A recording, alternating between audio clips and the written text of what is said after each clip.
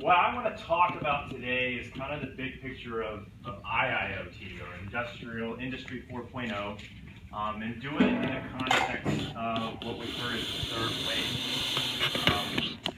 This is quite a large topic. It's very fun to talk about at a macro level, and then it immediately becomes something that is very nerdy and nuanced, and we're talking to people who put carbon dioxide filters and smoke towers that we're never actually going to see or touch or know that they exist.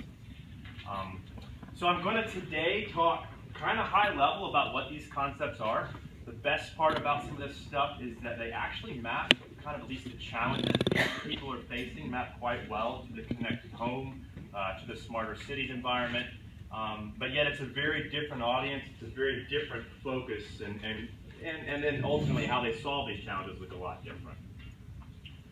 The first motherhood and apple pie kind of slide here is the third wave. Has anyone read this book, Third Wave? It's a great book. Steve Case wrote it. Essentially what he is positing, and he kind of stole this from someone else, but built upon it, was that we've done two ways to the internet. We connected folks. We saw a lot of great brands grow and mature and come to life during that period. What we saw next was people joined onto the internet. There was a lot of e-commerce that happened, a lot of social interactions, and yet we saw a whole new wave of companies and brands build themselves who solved that problem quite well. And then ultimately, he points a very optimistic view of our third wave. And this is where technology moves into the background and becomes part of everything that's going on, right? And he frankly says this will be by far the largest wave of what we've experienced along the way. So hopefully there's a few of our brands sitting here in this question mark space as everything moves forward. So third wave obviously includes IIoT, it includes smart homes, connected buildings, it includes smarter cities. But inside of that area is something that was being called Industry 4.0. I think the term originally came out of Germany. And if you're like me, you might have even been using the term for a while, and then someone asked you what was 2.0 and 3.0, and you had to go to Wikipedia real fast to figure that out. So if I just kind of put it out there for everyone, we all remember the first industrial revolution that happened. We all learned 10th grade history, social studies, where we found out that lots of people lost their jobs. There was now horses-drawn carriages disappeared, and now we have cars. A lot of turmoil in the world as a whole as we basically begin to produce from the cottage homes into these big factories. There's been two other events in those factory environments, industrial environments along the way. The first was the assembly line. We're all familiar with how automobile manufacturing became so much faster with the mass production there. That revolutionized how much we could do. And then, kind of quietly, but certainly we saw in the 80s and 90s, all these robots start to do cool stuff, right? And we saw a little bit of machine-to-machine, terms like that starting to happen, putting our stuff together. And then they call this Industry 4.0 a very bold term, cyber-physical systems. I don't know if that meant anything to you when you read that, but I hadn't been Googled for a while on what cyber-physical systems meant. But that's really the idea that you're going to start connecting all of these pieces together. You're going to start to have each one of these devices integrate with each other. That is by far and away the first challenge we're sitting at. We heard some folks talk about the smart home. They're starting to at least envision a chasm where things could talk to each other. The problem exists in all these factories, but it's kind of worse. Unlike in your home where we all just bought new devices, they're sitting there with fat machines they bought 20 years ago that work quite well. So they have integration challenges to go through this. You also look at what that's going to happen as part of this, is there's going to be a kind of a visibility. There's words we hear in our industry, device shadows. We hear digital twins. These are terms that basically mean the machine has got its arm in the bucket of new parts, but that also means we know that arm is represented somehow in computers, both at a gateway layer, at an industrial PC layer, in a cloud layer, all the way back to your phone, right? That view is common all the way through. That's a second piece that means cyber-physical to us. The other thing that happens with this is you have the ability to get data presented back to end users much differently. Maybe interaction is the right word for this, but it's the idea that now I may run a factory and I may be far more productive at knowing what's going on, but I can get just the right information, whether I'm using AI or machine learning, whether I'm getting just the right alerts put in my face. That is part of what cyber-physical will mean in these factories. And then the last piece, and it's kind of the piece after we've gotten things connected and integrated, is can we decision within that environment? So how do we not have to go ask the human every time? How can we make decisions? Speed and performance become incredibly important, so how can you make decisions in the factory, not go to some big supercomputer, right? So that defines Industry 4.0, right? It is a big change over what these folks are doing today. The audience of an Industrial 4.0 is typically not this audience, right? It's folks who actually have been putting in factories, they think about conveyor speeds, they think about output, totally different audience. So even to come in and talk about this transition, it's a whole new spot and view on them. So it's important, remember, it's not a leader of early adopters in a home. Instead, what we see is a lot of companies doing, I think Nestle, I heard, you guys are in a digital accelerator, digital kind of group, right? We see a lot of companies pulling out this new digital business unit to help address this challenge.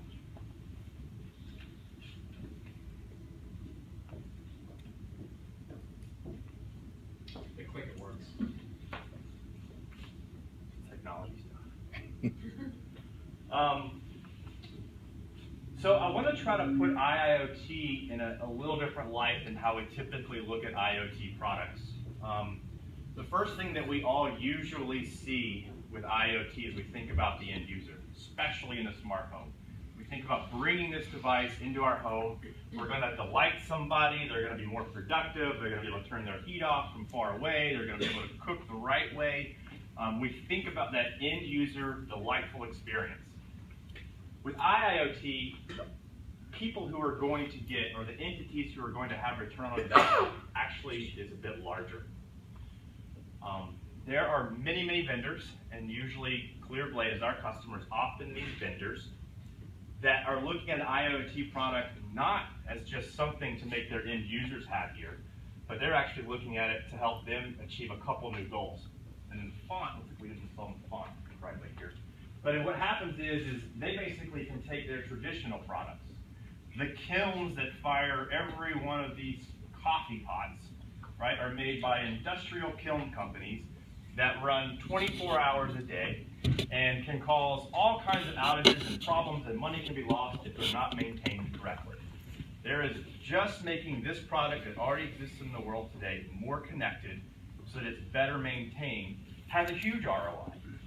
That company could care less about the end user experience with the kiln. They may, but in the end, there's reasons for this vendor to invest in IoT no matter what, purely to make sure their product is the best product in the market. A huge number of vendors that we work with in the enterprise space are already making products that you might buy off the shelf. So it may be consumer goods, maybe they're industrial goods, but you go to the shelf and you buy them. They're saying to themselves, wait a minute, there's a new revenue stream here. I can continue to provide value. Heck, I may even rent you this product and not even sell it anymore. Suddenly, pick any product that you might bring into your home, a drill, a tool. What if you just went and rented your drill as a service and it provided you additional value? Almost every one of the customers we talk to are thinking about that, at least in their external facing products. And then finally, another part of this is a lot of these products go into the wild and are forgotten about.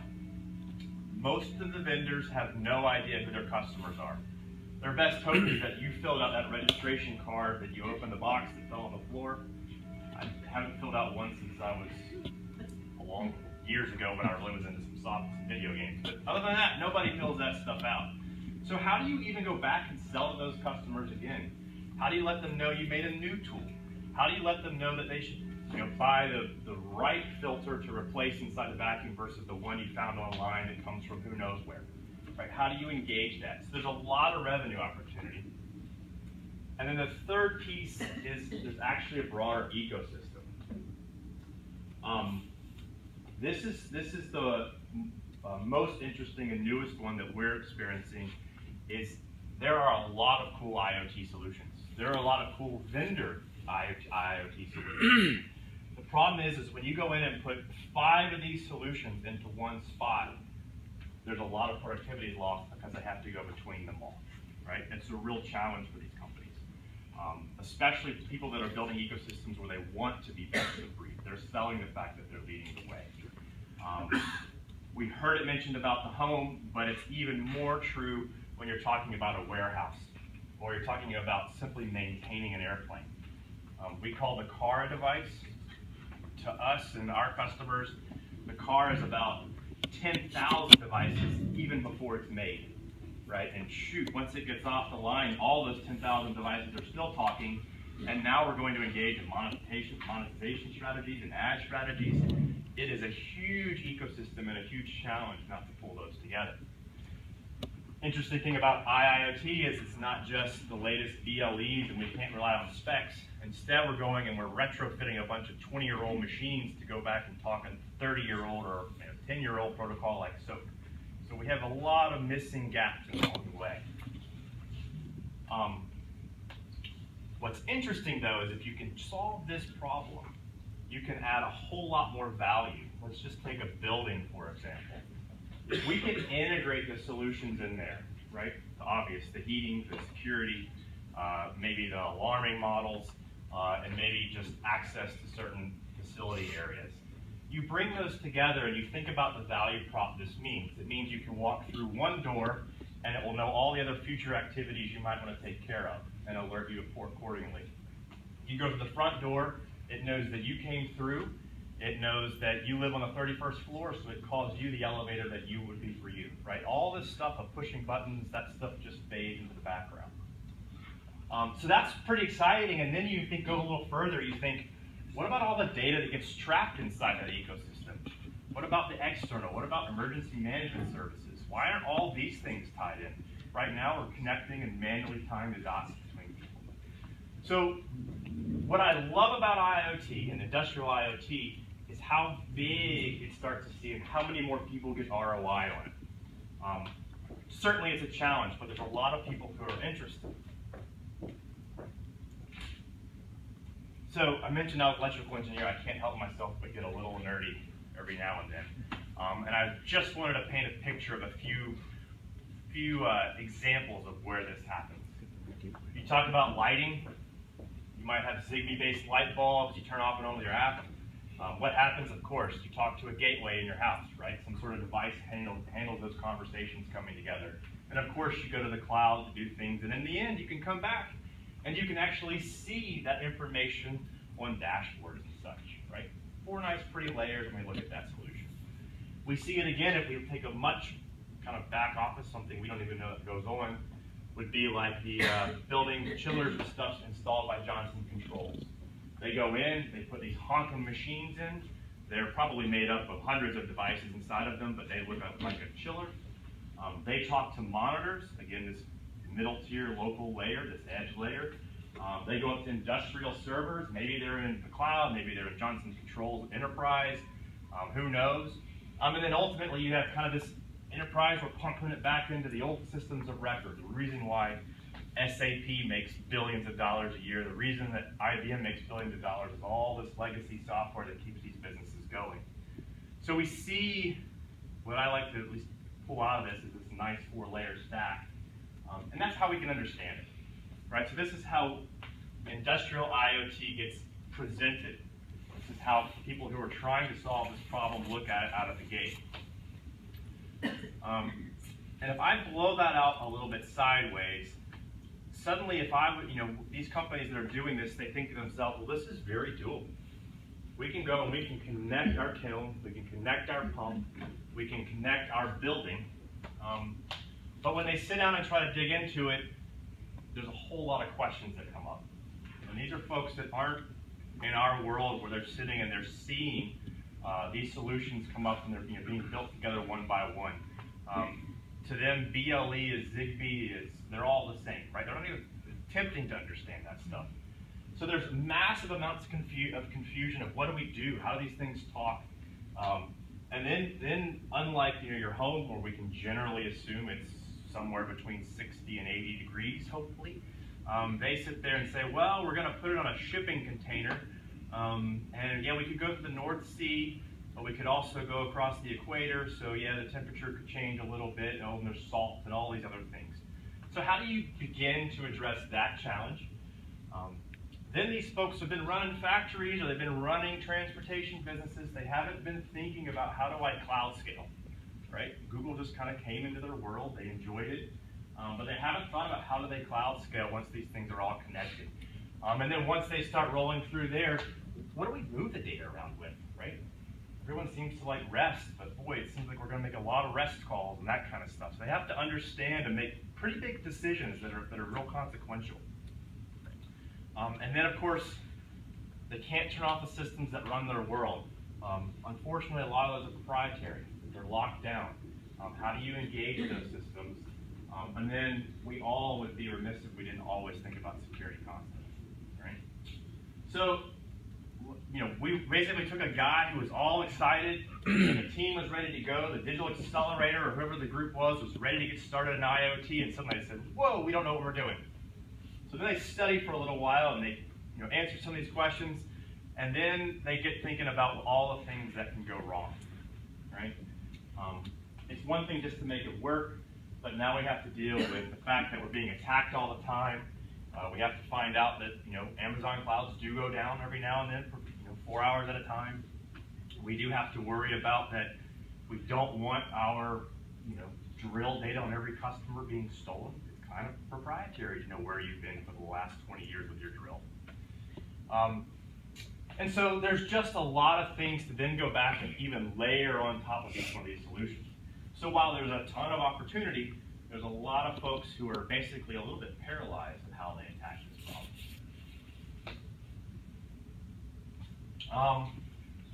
So, if we switch gears a little bit, what can we do? There's always a kind of a first question of what's possible once we put this together. Some of the ones that we've done that have been a lot of fun, making factories smarter.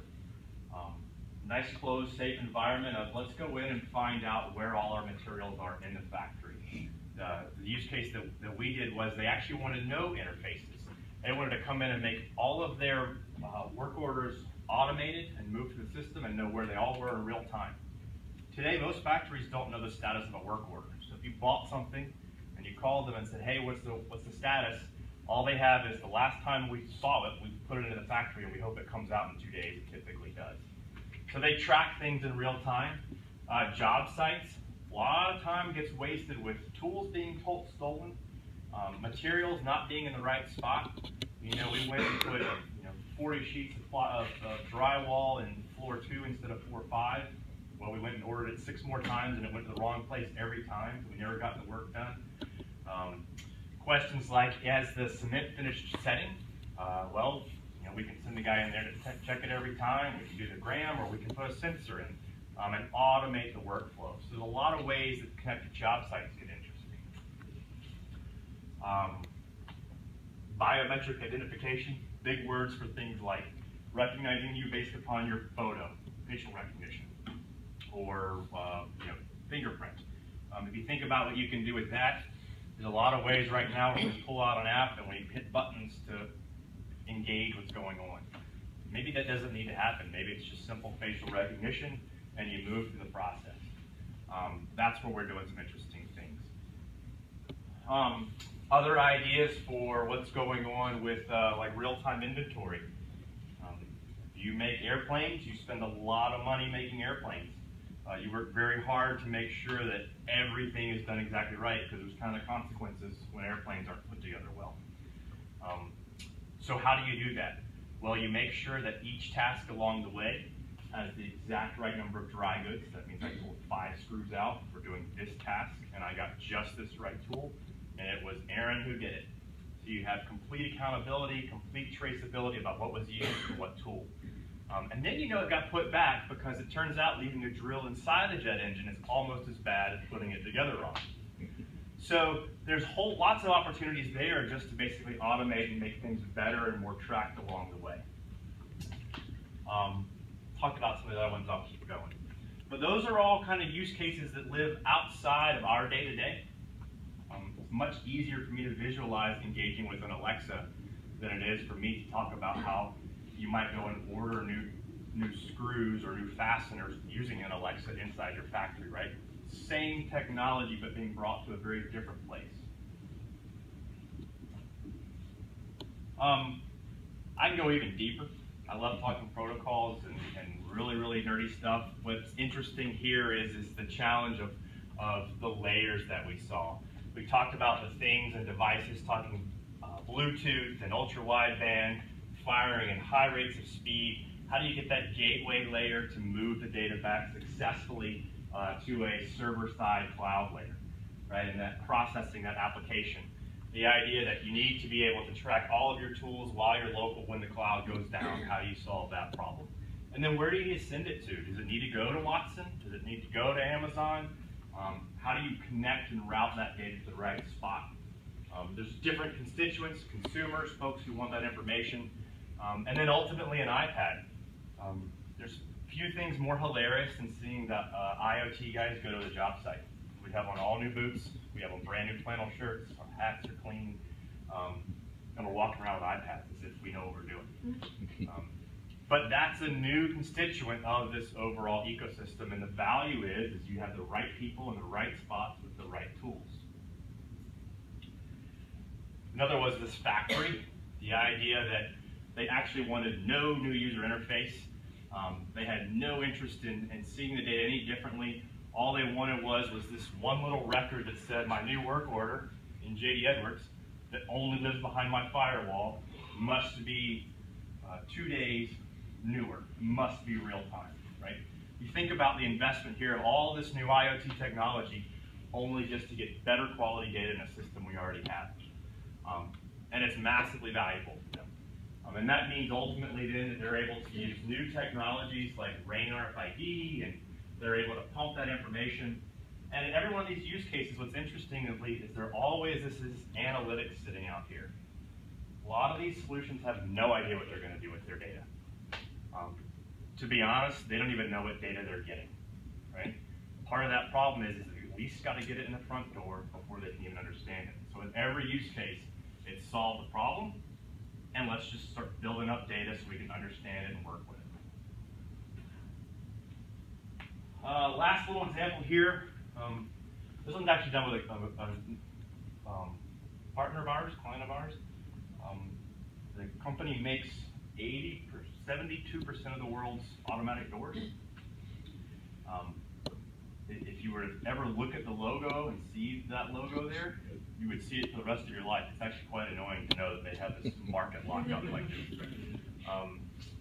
But what's funny is these automatic doors have both upsell use cases. Think about how events happen in buildings where doors you want shut for safety reasons in lockdown, or you want to guarantee they're all open for safety reasons, right? You want to make sure that there's an active shooter, doors are shut. You want to make sure that you got a tornado, you depressurize the building, all that kind of stuff. Or a fire, you want all the doors open. So there's upsell opportunities, really. Automatic doors as a service, it's kind of a crazy thought. If you're a grocery store, do you rent your doors? But there's another side. Every door has a motor, it has sensors inside, it has information coming off on how often it's used and worked with. It finds out times of day when people are opening that door. So there's a ton of information that comes off that they're going to be able to then go and use to tweak their product, right? What does it mean when the temperature in Tampa on the door is at 92 degrees in January versus what does it mean when it's 92 degrees in New England? So they're going to be able to actually build a much more predictive style model on their doors. They're going to be able to engage their customers before things go wrong.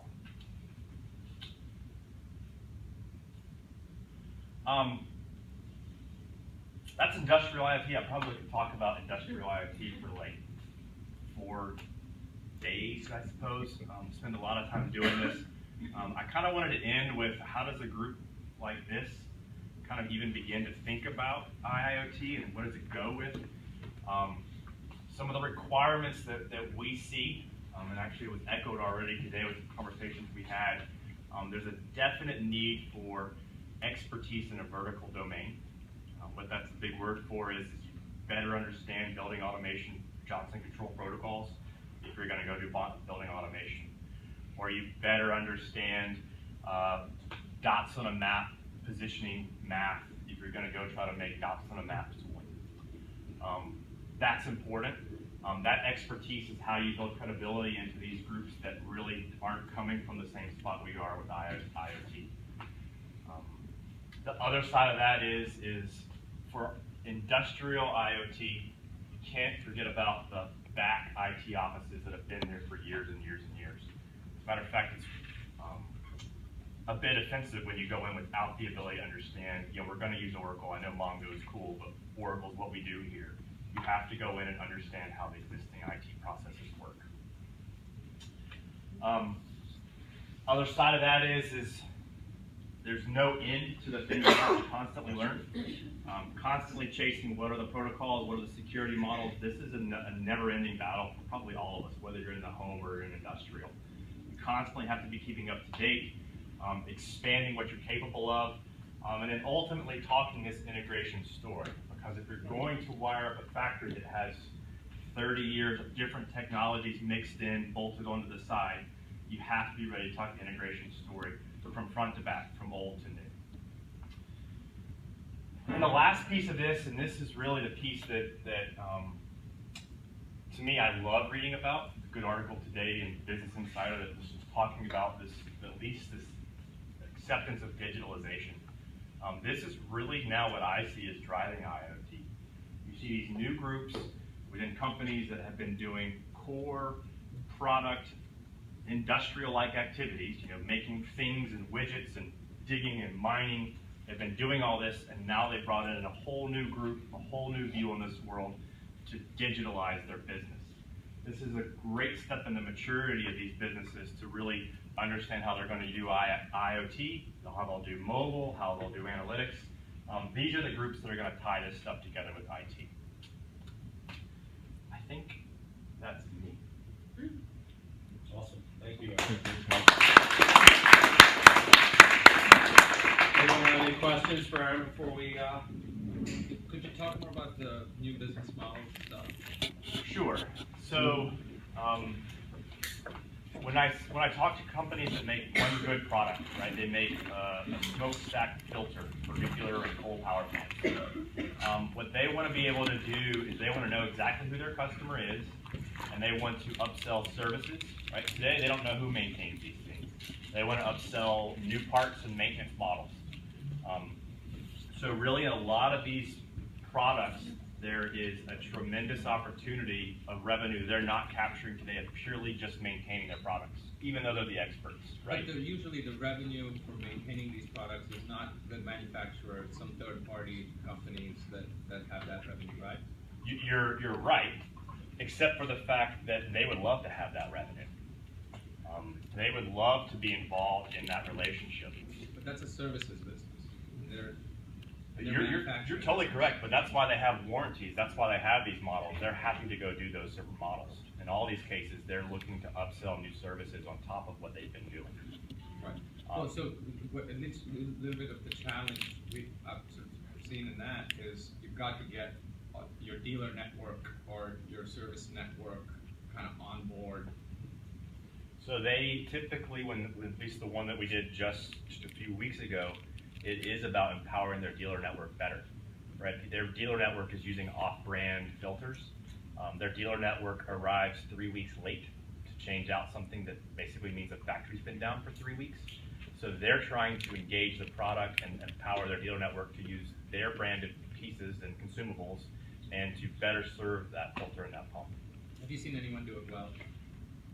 Have I seen anyone do it well? Yeah, for do maintenance, that kind of do the new business model.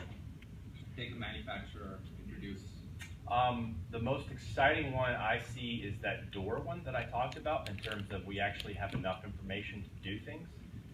To put this stuff in the field takes too long for me to say we've had these ROI metrics already, right? I mean, to go and change a smokestack to replace a door is still expensive.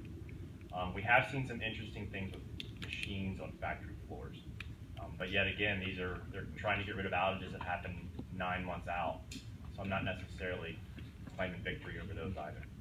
Is that fair? Yeah, they're starting to roll out now, but Aaron's point, it just takes time. I mean, Emerson's just doing a new one. I mean, a 100-year-old company is doing a new connected service model for these big, huge valves that go in pipelines that you do not want to send people out into these really hazardous areas. They're monitoring it entirely from the cloud for customers. Whole new business model. They had to go activate their network, but they've got that network. So you're starting to see these things come out now. Just the tip of it. But it is a challenge. I mean, very often we can solve all the technical issues before they figure out how they're going to monetize on the solution, right? I mean, it's hilarious when you sit there and realize you're tracking everything in this environment, and everybody knows where anyone is, and we can draw alerts when anything goes here or there, and I can tell the whole world. And then they wonder, well, now how are we going to sell this, and who's buying it, right? We know it's better, but we're not selling to the guy who walks into Home Depot anymore. We're selling to a completely different audience. I mean, some of the things you mentioned actually are the same issues that were there 15 years ago, and all the issues you mentioned, integration, working with back-end stores, the communication protocols. I mean, I used to work in manufacturing a long time ago, and we used to have FENUC, GE, Allen Bradley controllers controlling machines, and we used to brag that they were $5,000 proprietary boxes. So we wrote a program that took the serial and converted it into TCP/IP, and we thought it was cool. We put it on Netscape. We were the first pioneers in IoT. Yeah, we you didn't know did. we were doing IoT. Yep. Yeah, I mean, we had to go through everything you mentioned, and we didn't know what we were doing. Well, it's funny. I mean, everyone likes to talk about we have some big revolution that's Right. going to change our society. And in reality, almost everything's iterative in our lives, Yes. right? I mean, so It's it's iterative. definitely an iterative conversation. It's definitely, we were doing M2M, and then if we happen to do M2M to the internet, was I doing IoT by accident and didn't know it, right? But now we definitely see that there's a true strategy, Right. which I think is the difference, right? We've quantified it as to what was possible, and as a whole, we understand that. We got more local MQTT, BLE, a lot of things getting more formalized in certain spaces beyond the low power networks. Yeah, there's some stuff coming that come talk with me about it. Yeah. I think it's a lot easier. But it's all these things are starting to hit. It's not just that things are getting cheaper, connectivity's going up, there's global economic pressures, regulatory, whatever. This is why IoT now. But the whole drivers for dollars thing, is going away. As people move to selling outcomes and selling services, you can't pay for connectivity like people charge and a lot of people look for. So it's ripe for disruption. It's happening now. We're doing some big things with a bunch of people to help with that, but it's going away. A lot of what we're seeing is security and distributed processing, so using companies like Dell gateways running disconnected, because you can't have an outage in a factory because it's major amounts of money and worker comp risk and security risk. So a lot of stuff's behind the firewall, and so you orchestrate maybe in the cloud, but then you execute on the edge. Yeah, very key. I mean, this is our point of view from Dell. IoT does not mean cloud is all involved. Yes, This does not mean, very, very powerful things happening with the cloud, but you've got to be doing processing at the edge. If you watch any of the trends, like 3 years ago, everyone was talking about the cloud, now everyone's talking about the edge because it got built. It's about it all working together. Good. Well, this is great. Thank you. Thank you.